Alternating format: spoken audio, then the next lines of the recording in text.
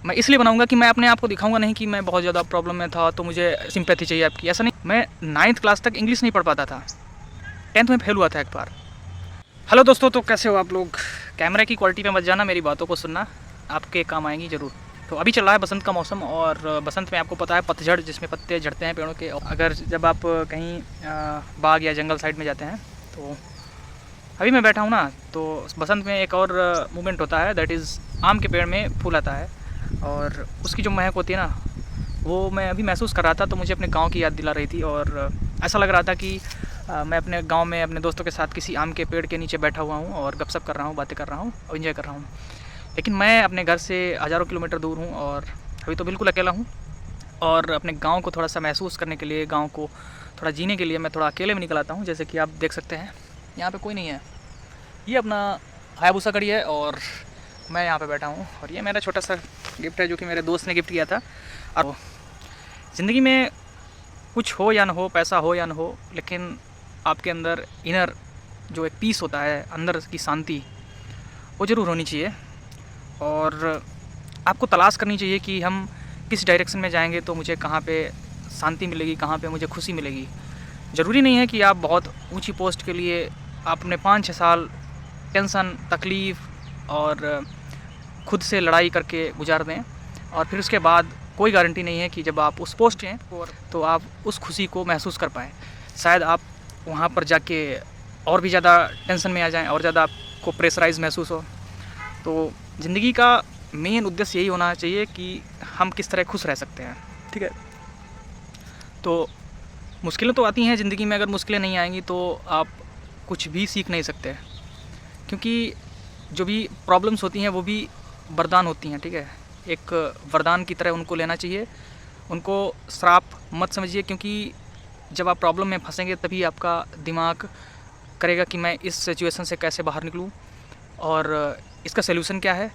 जब आप अपने दिमाग से उस सिचुएशन से बाहर निकलने की लड़ाई करते हैं तो आपका दिमाग बढ़ता है, ठीक है। तो problems is the key of success.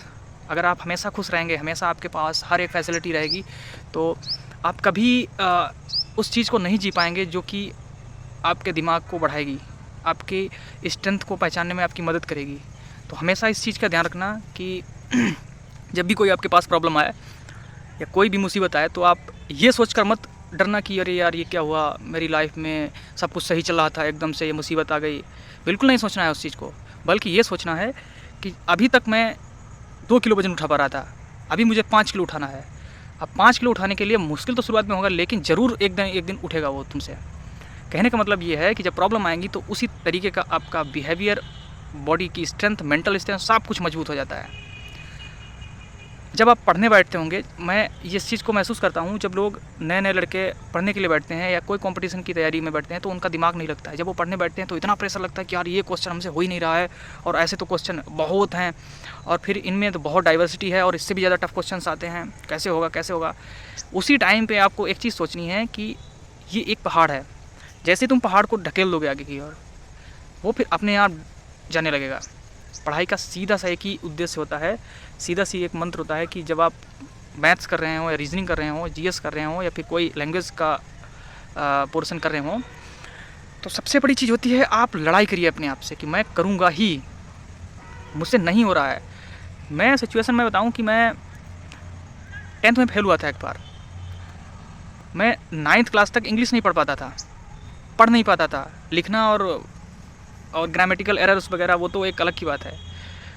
मैं ये वीडियो बना के इसलिए बोल रहा हूँ कि अगर मैं गलत भी बोलूँगा ना, अगर मैं अपने आप को दिखाऊंगा कि मैं पहले बहुत ज़मीन में था, मैं यहाँ पर आ गया या फिर इतना ऊपर आ गया, तो ये वीडियो मेरे गांव वाले भी देखते हैं, वो भी कमेंट करेंगे यार क्या तू बना रहा है, तू तो साले उसमें बड़े बड़े स्कूल में पढ़ता था और बता रहा है इधर ऐसा। मेरे पास सर्टिफिकेट भी है, मैं सरकारी स्कूल में पढ़ता था, जूनियर प्राइमरी, जो भी जानते होंगे ना यूपी में कैसे होते हैं। फिर मैंने अपने आप से लड़ाई लड़ना शुरू किया, मैं बहुत प्रॉब्लम में फंसा। मैं कभी इस पर डिटेल्स वीडियो बनाऊंगा, मैं इसलिए बनाऊंगा कि मैं अपने आप को दिखाऊंगा नहीं कि मैं बहुत ज़्यादा प्रॉब्लम में था तो मुझे सिंपैथी चाहिए आपकी। ऐसा नहीं है कुछ, इसलिए क्योंकि बहुत से लड़के ऐसे होते हैं जिनको प्रॉब्लम सामने आने पर वो डर जाते हैं और लगता है कि अब तो मेरा सब खत्म हो गया।